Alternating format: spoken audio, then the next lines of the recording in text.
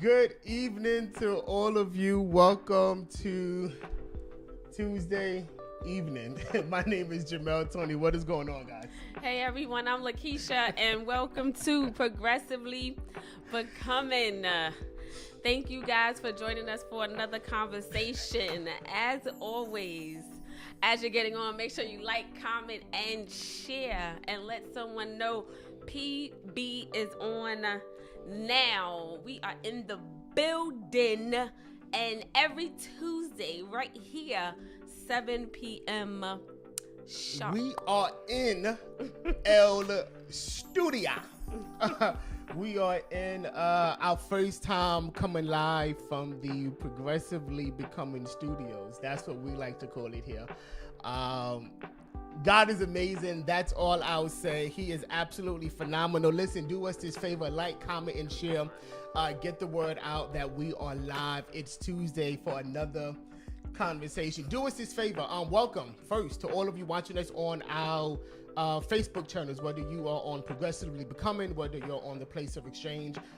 Good evening to all of you, those of you that's watching us on our UT, what's going on YouTube community, as well as on our website, www.progressivelybecoming.com. You can go ahead and you can share that website to anybody that may not be social media savvy.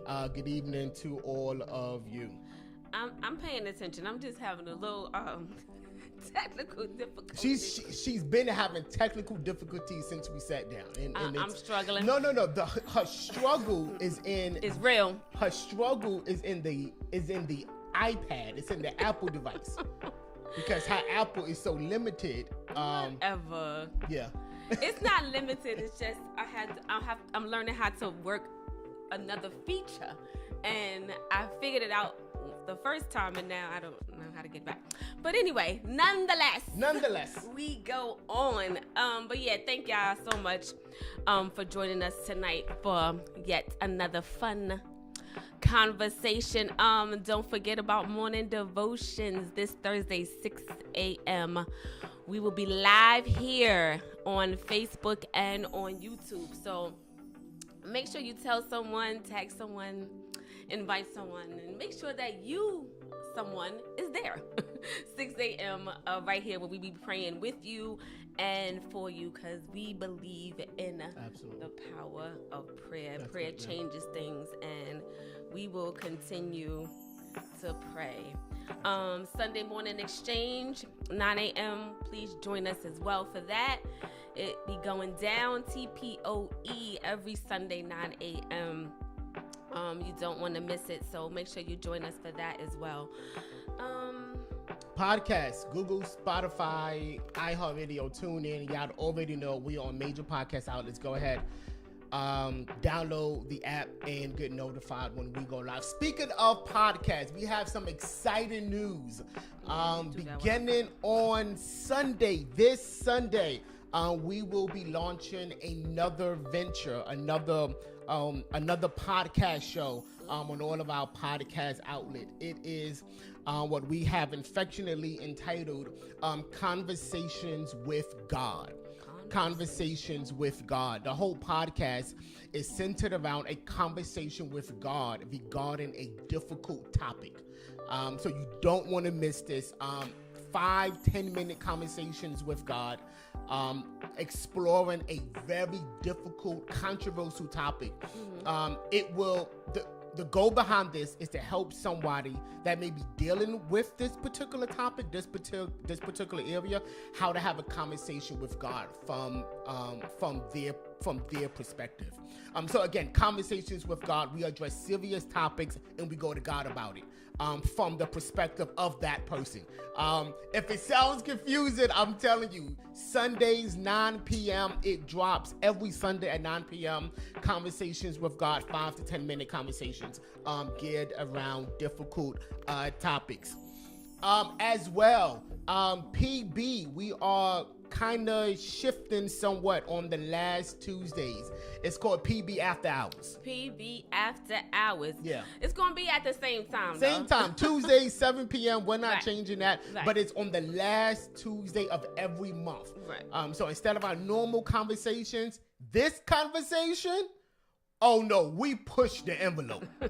We go all the way there All the way. with guests that you're like, what the world are they doing? But we go there. We talk about various current events that's Right. happening in our society. We approach it from a God perspective, from a progressive perspective. So PB After Hours. It's after hours because it's only for the grown folk. Only for the That's all grown. I'm gonna say. Only for the grown. It's for the grown folks. Yeah, so that should be exciting, y'all. We got some new stuff coming out, so y'all make sure y'all stay tuned and stay connected, because we gonna be locked and loaded right here, y'all. Right here. And we bringing y'all with us. So why you looking at me? I'm just looking at you do your thing. In this new environment, trying to get our feel and trying to be comfortable with it. But one thing I've learned about growth is that growth will accompany change. You cannot separate the two. Anytime you grow, there will be a change, and you have to be comfortable that with growth there comes the necessity of change. So I don't know where some of you may be at in your life, whether God is moving you to grow, telling you to grow in certain areas. That's going to come with a level of change. And we're gonna talk about that a little bit today, but don't be intimidated by the change, because it's necessary for your growth. Absolutely. Yeah. Can you put that in the comments? Let's just start out right there. Change is necessary for your growth. Today's conversation, we're going to kind of dig into that. Right. And if you missed last week's conversation, go back and take a listen, take a watch. We talked about coping with loss. It was the second part of it. I know it was a heavy conversation, and it was a lot, but I think it was needed, and I know that it was helpful to a lot of people out there. So if you haven't listened to it or watched it, go back and take a listen, take a watch. Make sure you share it. If you know someone that went through that, is going through it, make sure you share it with them as well, because we're all about helping each other. It was heavy. It was heavy, but it was necessary. It was necessary. And like I said, just go and share it to all that you can. So we can get that conversation out, because I think that it would be it's powerful and it's helpful to others that may be going through it, or maybe someone that's going through it now, or you never know. So let's get into tonight's conversation. About it. Let's go. Here we go. Again, thank y'all for joining us. Like, comment, and share. Let's get this ball rolling. We will not be before you long. Say it, amen. So I think we can all agree, or maybe not, that in the statement, life should be progressive. Yeah. Life should be a progressive one. So early on, our foundation for progressively becoming, as we mentioned, we coming into the person God has intended us to be. And to do that, it will require us to become progressive. Absolutely. And this is Jamel's favorite word. So I'm going to have him recap what progressive means, just for those that are maybe new, or maybe those that you might have forgotten. Yeah. So progressive is moving forward. It is a moving forward in not only your thought process, but as well as in your perspective of things. It is to approach life with a progressive, forward-thinking, yet God-centered theology, God-centered thought process. Progressive is centered on the truth that our God is constantly in motion. He moves, and what I mean by I say that is God is never mundane. God is never stuck. He is not boxed in. He's vast. There's no one that or nothing that can hold him. And because we believe that you have to approach life and trouble and conflict and decisions and choices and even worldviews and even our spirituality, like our religion, with a progressive, Christ-centered thinking. You all have heard of the phrase, "What would Jesus do?" If I can put progressive in, if I could put progressive, that is the definition of progressive. What would Jesus do? How would Jesus approach life? How would Jesus respond to the conflict in our politics, right? How would Jesus respond to the abortion laws? What would be Jesus's response to immigration, right? We are thinking, we're viewing life through the lens of Christ in a forward, progressive motion. And that's what progressive is. So becoming into the persons that God wants you to become will require us to put on our progressive lens, and I'm not talking about the bifocals that she wears. I don't wear bifocals, number one. But let the record reflect. They're not bifocals. They aren't bifocals. They're trifocals. They're not trifocals. The trifocals that she wears, I don't wear that. in order to see life and view life the way that Jesus would view it. I would say this. Disrespect. In order for us to progressively become, there is a strong possibility that we need to come out first. We cannot become until we possibly come out first. And that's what we're going to talk about today. Right. Yeah. And we may need to come out of something to become the someone that God has intended for us to be. And at times, we may need to fully remove ourselves. Yeah. And we may need to do that if it's causing us a lack, or if it's causing us to be in that settling state. Settling. That's a dangerous word. And the truth is, if we all are honest, and I pray we are honest during this conversation, if we're honest, at some point in our lives, or even presently, we have and are settling. Here's the dangerous thing about settling. You'll never know it until you come out of it. Right. You'll never know how comfortable you are until you are pushed in a position that makes you uncomfortable. And you go back to your place of comfort. Many of us, and the key word I use is us.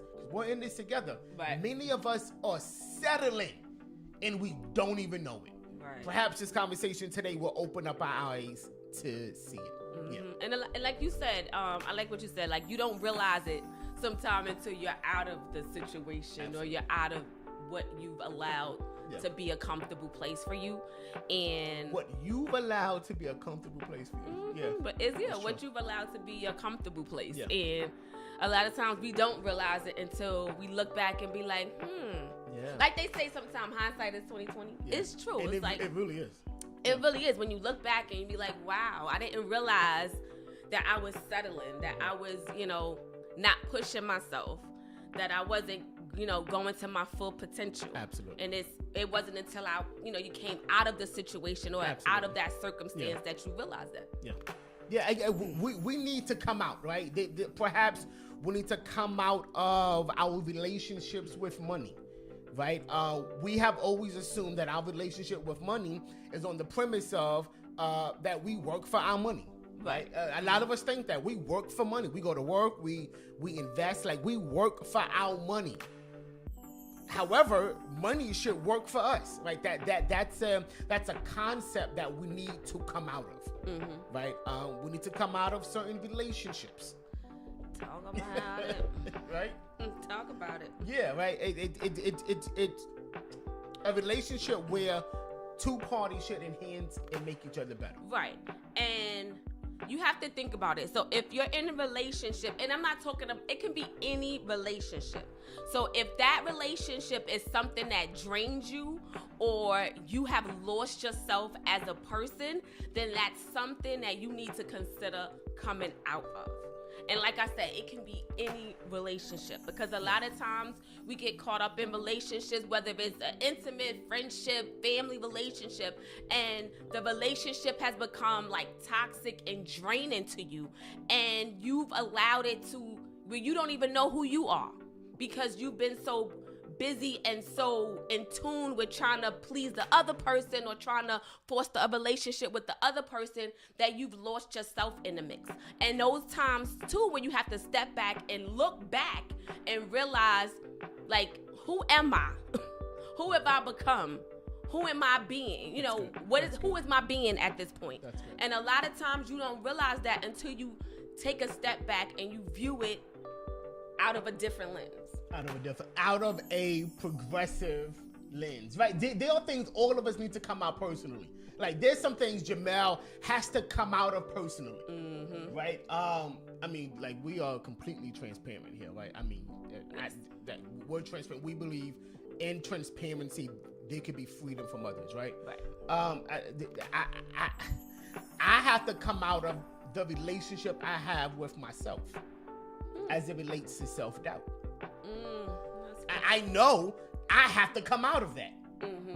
Because not only will it not serve me, but it will be crippling to the people that God has called me to serve. But I have to come out of my relationship with self-doubt. Sometimes it's like, it's Jamel on one shoulder and self-doubt on the other shoulder, and they be going at it. They be like, literally, they be going at it.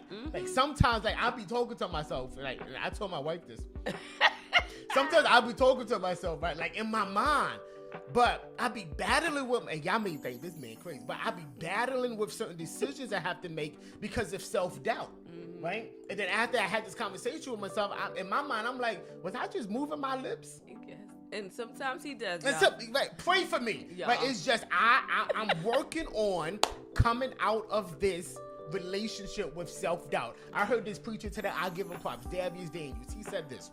He said a lot of times we limit who we are, not because of our view of God, but because of our view of ourselves. Right? And what we're doing inadvertently is we're really putting limit on the deposit that God has put on the inside of us. Right? Like, it's not me. It's the deposit he's put on the inside of me. So it's not that I doubt Jamel. Nah, Jamel is doubting the deposit that God has put on the inside of me. And I got to come out of that relationship with self-doubt. So pray for me. I'm a work in progress. But I think at some point we probably all have go through that at some point in our lives. I mean, maybe not for some of you, but we all have a tendency of like self-doubt, and not to make light of your thing, but sometimes he do, like, he'll say something and I'm like, what did you say? He's like, oh, I'm talking to myself. And I'm like, well, do you know that I can hear you? Like, you're talking to yourself, but I can hear you. So I'm just like, just keep a track of that, because you don't want to have that happen when you out. And someone thinks that you're crazy. But no, on a serious side, so no, I think we all have like some self-doubt in it. So I'm glad that you're able to like speak to that. Absolutely. Because maybe someone looking at you wouldn't think that's something that you do. Gotcha. Yeah. Because but I've learned just to perhaps mask it well, right? Or better yet, I've learned to let God step out in front, like really. And there's moments where it's like I doubt myself, and it happens, and God is reminding me, like kid, I need you to trust me. Like really, I need you to trust me. And it's in those repeated moments that it's like, all right, God, I have to trust the deposit that you have made on the inside of me. That's it. And I think for me, it's like, what I have to come out of is, I have to come out of expecting like other people to respond and to react the way that I would, and it's like, I can't expect others to do what I would do. And it's like, I don't have a problem with saying that I've learned that like from Jamel. Like, he's like really helped me with that, because I struggle with that. So it's like, if you hurt or you offended me, I can't expect you to always acknowledge it or to apologize like I would if it was the other way around. Or if I support you and I always have your back on things, I can't just expect that to be you. I can't expect that response from you, because maybe that's just not who you are. That's not who you are. Maybe that's just not the type of person you are. So that is something that I'm dealing with and I'm trying to come out of. It's just expecting others to respond and to react and to act and react how I would if I was in that situation. Yeah. So, and I think that's, maybe big for a lot of people. And here's the thing, only you know what you need to come out of. And that could be physically, mentally, emotionally, or perhaps even spiritually. You cannot become, you cannot become if you do not acknowledge and intently come out. Because somebody throw that in the comments, come out. Like, come out, right? Now, this may be tough, right? But we believe it is God's intention for us to not live our lives, here's the word, habitually. God does not want us to live our lives habitually. Success in your life will be determined by knowing the definition of an habitual lifestyle. What is that? What is a habit? So a habit is an impulse to a behavior. This is going to get tough. With little or no conscious thought. This is going. And a routine is a series of behaviors frequently repeated. So eventually, some routines can become habits. Yes. But not every routine can become a habit. Yes. And again, a routine is a sequence of actions regularly followed. Yeah. So like a little regimen, a fixed program. It's a regimen, absolutely. Sure. And you guys probably don't know this, but approximately 45% of our daily behaviors are habits. Like where we eat our meals each day, how we get ready for bed, the way we use the bathroom, the time we wake up. These habits require little to no conscious thought. Absolutely. And habits are just that. Instinctual, performed without thought, and largely subconscious. Habits are performed without thought. Without thought. Little to no thought. Right? And while habits are necessary, as they take the lead without us having to use mental energy, right? And again, we know something about mental energy, right? Can you imagine what it would be if every time you washed up, you had to think about the best way to do it? No, like really, like most of us don't go in the shower. Like most of us don't game plan our showers. Right. Like we don't game plan how we're going to use the bathroom. Right. Like we don't be like, all right, I need to take a shower, so this is what I'm gonna do. Right. I'm gonna go in, I'm gonna turn on the water. Right. I'm going to turn the water. Yeah. I'm gonna get the soap. No, but before I get the soap, Right. I gotta make sure I have a washcloth. Right. You gotta have washcloth. Yeah. You gotta have your towel ready. Yeah. Most of us don't game plan that. It's Right. habitual. Right. We go in the shower, we do our thing. Most of us wash up the same way. Like we've been washing up for years. Right. Right. It has become habitual. Habits are necessary.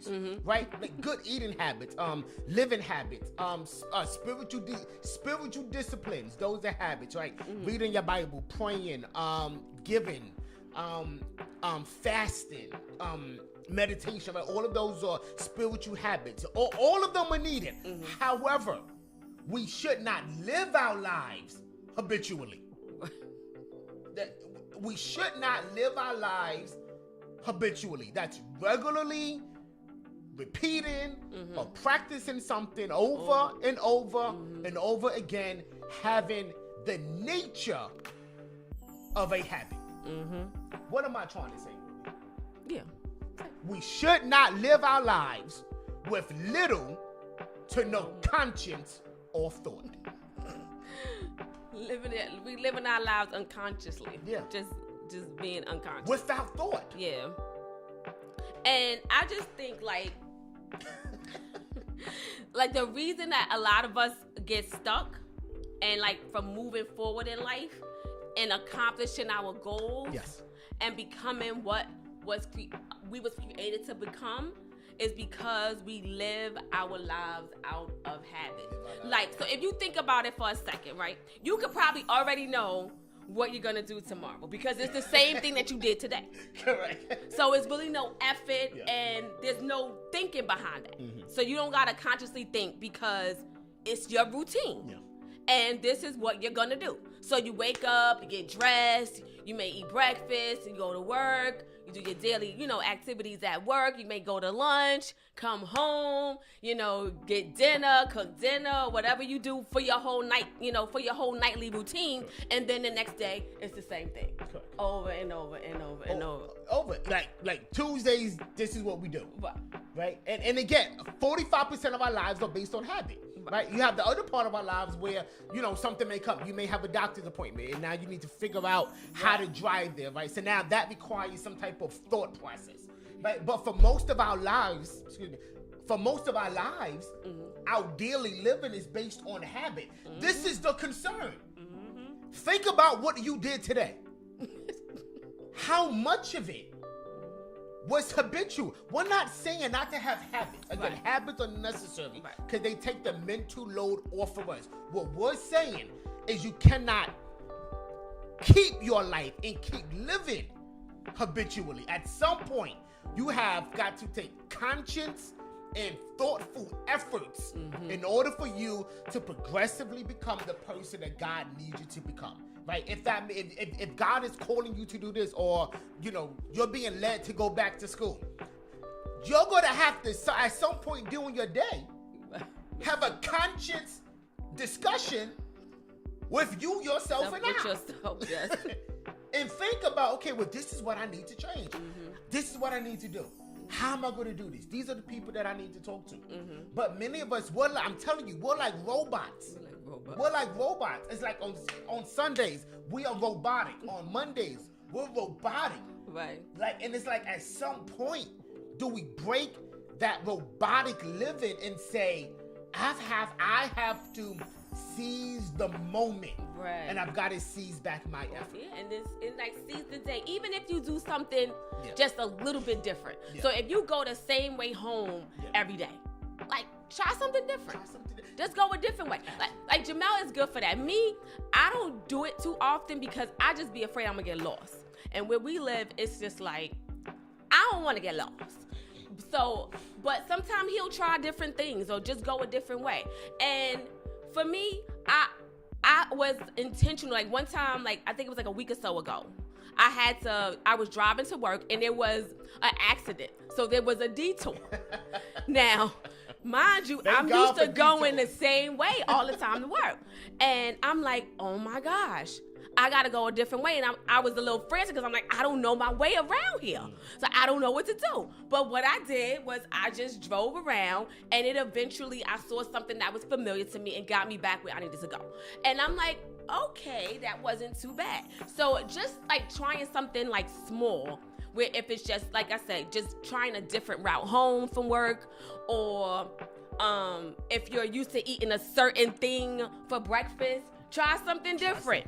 You know, try something new. Think about, okay, what else can I do? Just have a thought process in your day where it's just not, you're just sitting around doing the same thing every day over and over and over. Because one thing it can do, it becomes boring at some point. So I'll never forget one of our favorite restaurants, right? And again, we out there, right? So one of our favorite restaurants, y'all gonna laugh, but I got up, I went to the bathroom, right? And I was like, I'm like, let's do something different, right? So anytime we go to this restaurant, I always go to this one store. Today I was like, I'm gonna go to a different store. Oh, I used to do that too. Like I'm gonna intentionally go to a different store, I did that too. and I'm gonna intentionally go to a different bowl to wash my hands.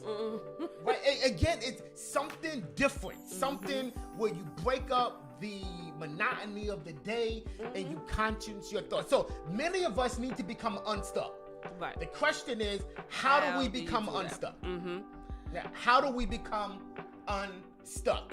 All right, we got a 7-step process to that. It's 7:30. We're not going to get through at 7. We'll probably get through 2. But how do we become unstuck? The first thing you have to do, for those of you that have notes, is let go of the past.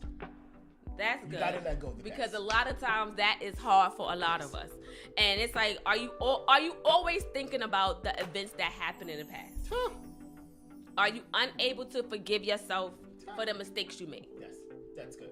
And like y'all know, we pushed the envelope. We are transparent with you guys, and this was something I had to deal with, like forgiving myself for things that happened in the past, and blaming myself for things that in some instances it had nothing to do with me. So are you the one that's blaming yourself or others for things that did not turn out the way that you hoped? Yeah. So ask yourself, why are you stuck on these memories? Why are you stuck on the memories? And what can you do to live with them, to accept them, and to move forward? The main thing is that we can't change the past. We can't go back and undo it. We can't. I mean, we wish we can. I always say I wish I could turn back the hands of time, the stuff that I would just do a little bit differently, but we can't. But we can choose to find peace in it. Say that again. We can choose to find peace in it. Yeah. Like we can't change it. We can't. And we have to forgive. You got to forgive yourself. And others also is a way for you to move forward. And it's personal to me because there are times when it's like I say I forgive you and I do, but I'm still hurt by something. So did I really forgive? Am I really over it? Am I really healed from it? And some parts of me is not. Because if I continue to still talk about it, or if it continues to come up for me, it's something that I haven't resolved. So that's something that I'm learning that I have to deal with. I have to learn how to let things go and move on from it and find the peace in it, even if I don't get the result that I'm looking for. Even if I don't get the result that I'm looking for. Finding peace in it. And I think this forgiveness aspect is one of those things that is so misunderstood, right? Like I've heard people say, well, if you truly forgave, then like things would just go back to the way it was. And no. I never forget Bishop Jakes. He did an analogy probably 20 years ago. He said he talked about the chair. He sits in the chair falls. right? He said he forgives the chair for it failing on him, right? The chair comes back. He's hesitant to sit in the chair again. Not because he hasn't forgiven the chair, but he knows that it will take time for him to trust the chair again. Right? Forgiveness is I'm no longer holding this against you. I'm releasing you. Here it is. I'm releasing you of the punishment that you deserve. Right. You did me wrong. You should be punished. You should be punished. But forgiveness says, I'm going to release you of the debt and the punishment, the emotional. I'm releasing you of that all. But you best to believe there was a process for me to trust you again. Right? Forgiveness is not the denial of the trust process. Right? So, for those of you that mean like, well, I need to forgive, and that means, I gotta go back, and that means I gotta, I gotta forget what. No, you don't forget what they did to you. No, it's crazy when people say that. Oh, you gotta forget what hey, tell me, how can I erase my memory? Right. And they'll say, oh, you haven't really forgave them because you brought it up again, or you haven't forgotten. Like, I can't forget. I can't like wipe away that it happened. Only God can do that. It's like, I'm gonna remember, but only God can. It's like we say things that have no memory. Right. We cannot erase our memories. Right. I remember you did me wrong, but I've forgiven you of the consequences that you should have gotten for me.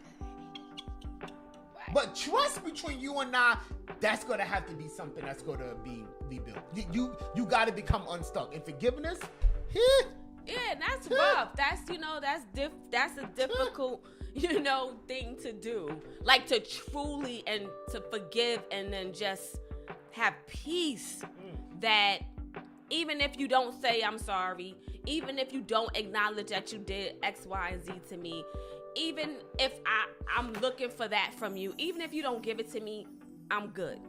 Yeah. And that's the tricky and hard part for us all, because people may have done us wrong, and you may be looking and holding out hope that they're gonna realize that they did you wrong, and they're gonna come and apologize, and even not even to mend the relationship. It's just the fact that sometimes we look for that apology because that's something that we may want or we may desire. But if we don't get it, if it doesn't come, just have peace to know that it's okay, that I'm going to release it. I release you. You don't gonna have that type of power over me, and I'm good. And even if I do forgive you, and even if you do come and say, hey, I'm sorry, and the relationship probably is not going to be the same. And that's going to be okay too. It is. It's like I don't have to forgive you and us go back to the way things was. You can't. In certain things, you just can't. Yeah. It's one of the ways, and perhaps just to help somebody, one of the ways that I center my forgiveness, right? You guys, my wife, I don't hold nothing against people. I do not. I don't hold nothing against people, and this is why. I can't hold anything against you, because this is how I view life. It was necessary. If I believe Romans 8:28, that all things work together for the good of them that love God and accord according to his purpose. If I quote that, it means I gotta believe it. And so if I believe that, I believe that what you did to me, God was using it to work it for my good. Well, that's good. So I don't hold anything against you. Right. You was just being used so God can do something good for me. And that's as hurtful as it is, as painful as it may be. I release you because I realize that what you did to me, all things is working together for my good. And just so you are aware, forgiveness, that's an intentional effort. Intentional. So nothing about forgiveness is habitual, because our emotions are involved, and our emotions are not habitual. Correct. They change. Yeah. So but at some point, like we said, we must let go Community ask the question, how do you know if you're forgiving yourself and others from the past? Do you hold the offense against yourself and against them? Right? Key example. If I did something that was detrimental to me, or detrimental to somebody else, or detrimental to another relationship, do I believe that I'm owed punishment because of that? If you believe that, yes, I'm still owed punishment, you need to go back and really figure out this forgiveness thing, right? You can't accept forgiving yourself when you realize that God has forgiven you. And I know, I trust me, I know that sounds cliche. But when you can realize that God no longer holds this against me, and neither should I, it's like I don't have to wait for punishment to come to me when God has already forgiven me for it.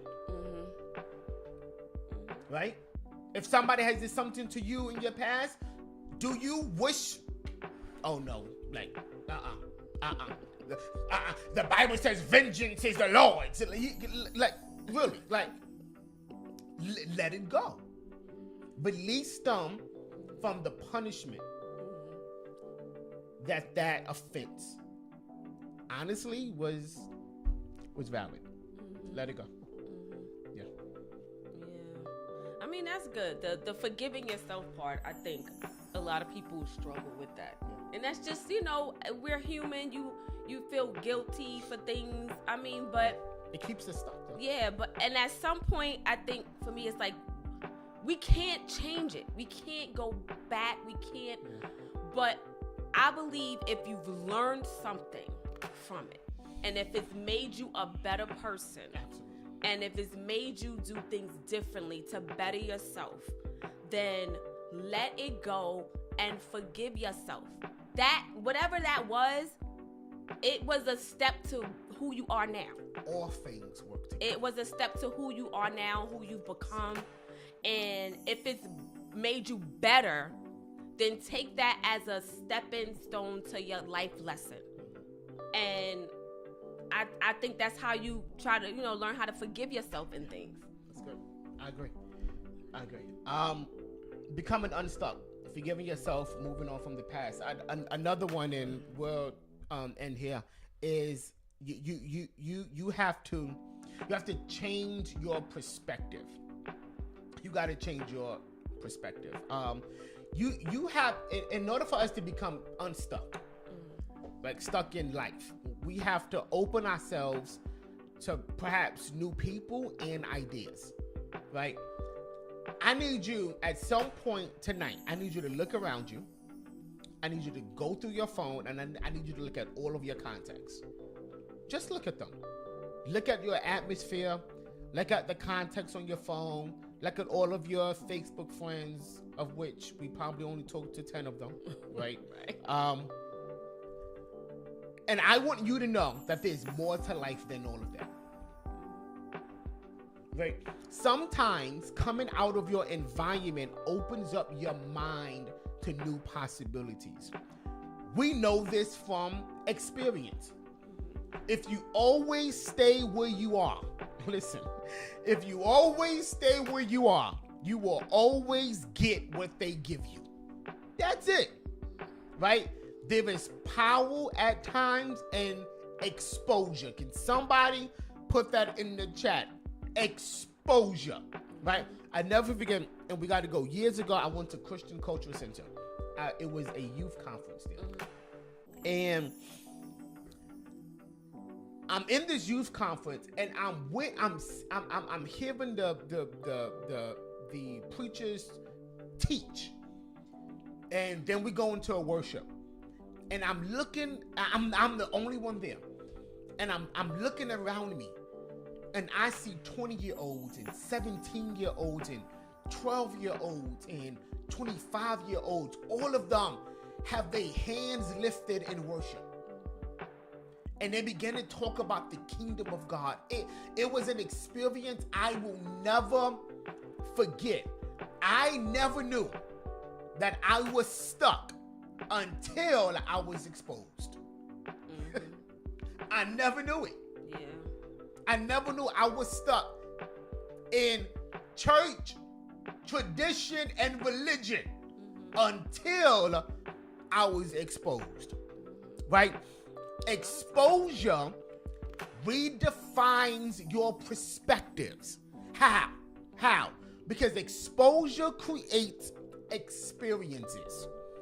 And experiences gets lodged into your mind. And so anything that goes against the experience, aka the exposure, you begin to reject it. For example, if you've been exposed to a 5,000 square foot home, right?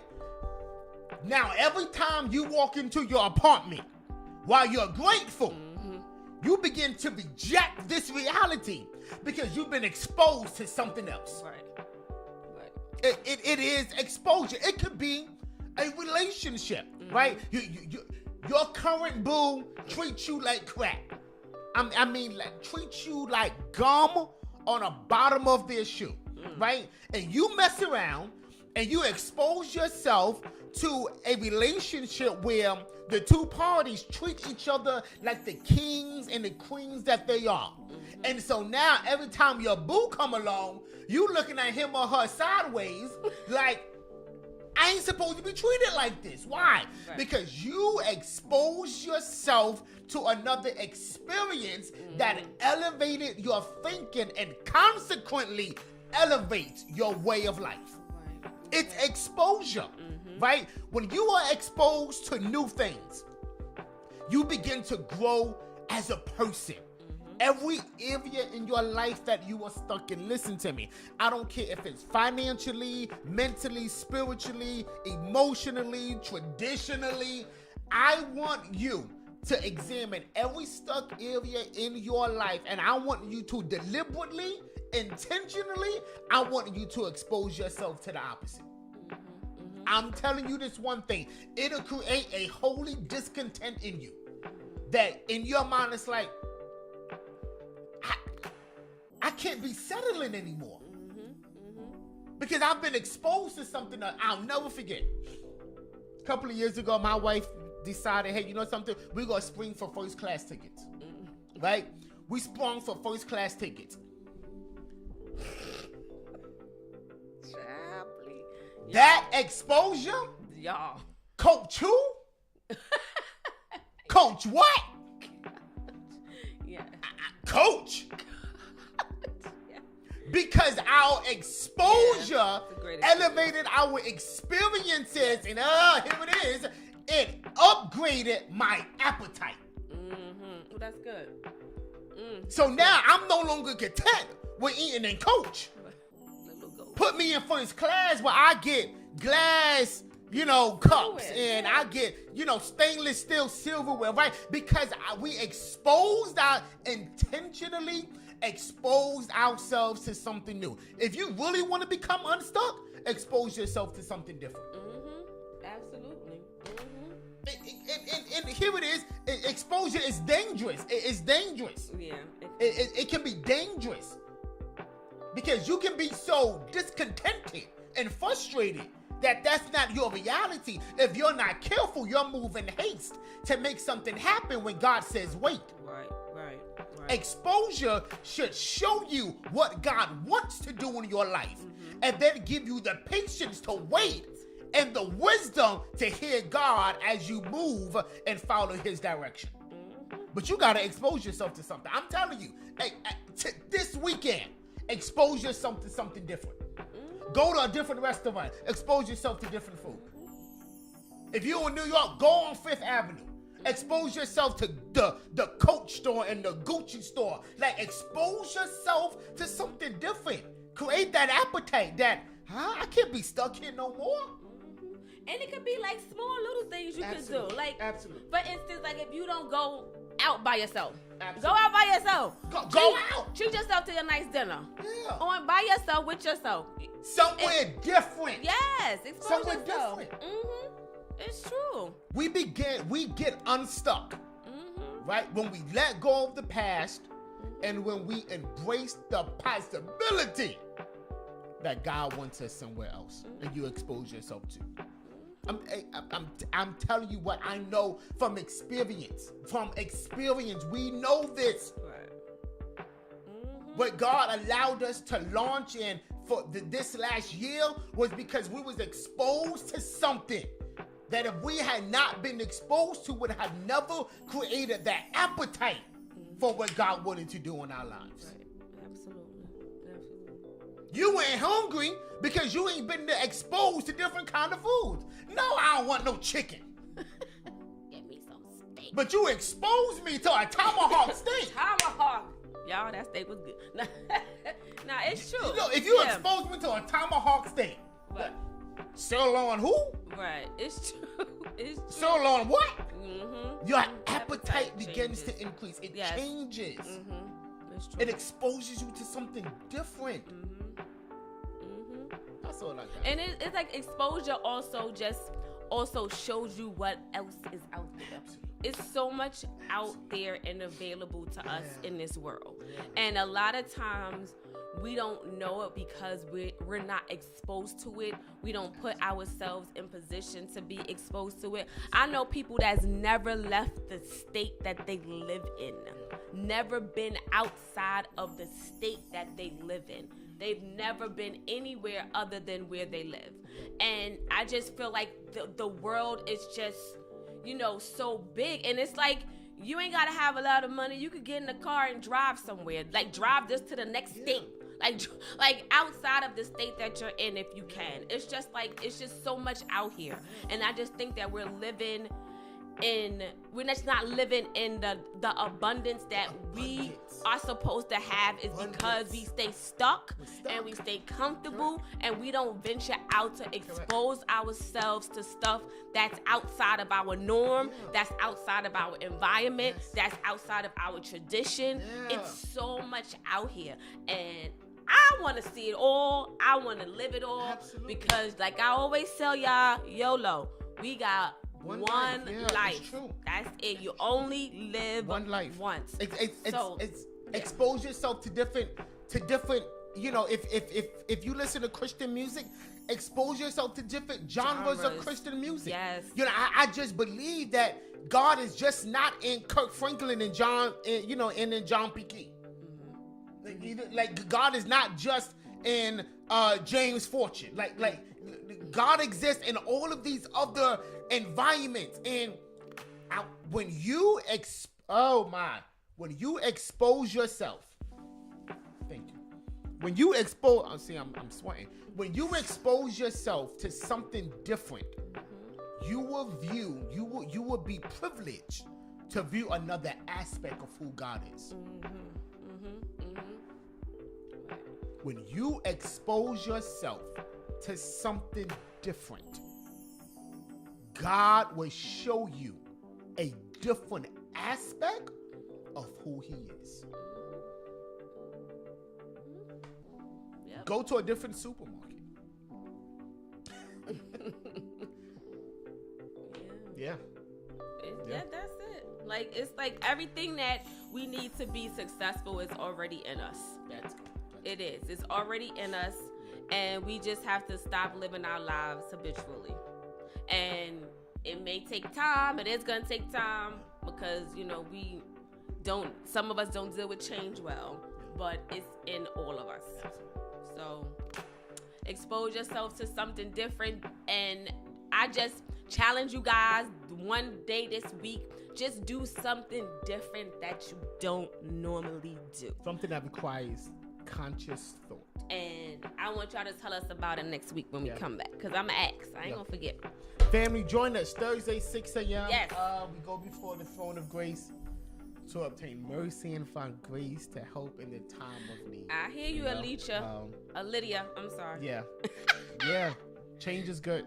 No, she said change is good. She got a little bit of exposed herself a little bit of freedom. Now she don't want to go back. And you don't have to.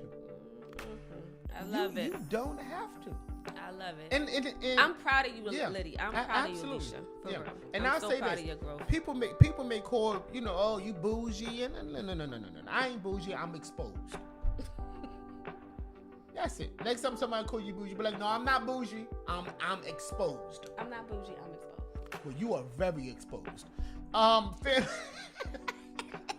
Thursday, 6 a.m. Meet us for morning devotions prayer. Sunday, 9 a.m. Eastern Standard Time. The place of exchange. God is doing something amazing. We're happy that you joined us today. Yes, thank you guys again for joining us for this conversation. See you on Thursday, 6 a.m. Y'all have a blessed night. Have a good one, guys. Make sure you do something different. Expose yourself. Love you guys. Take care.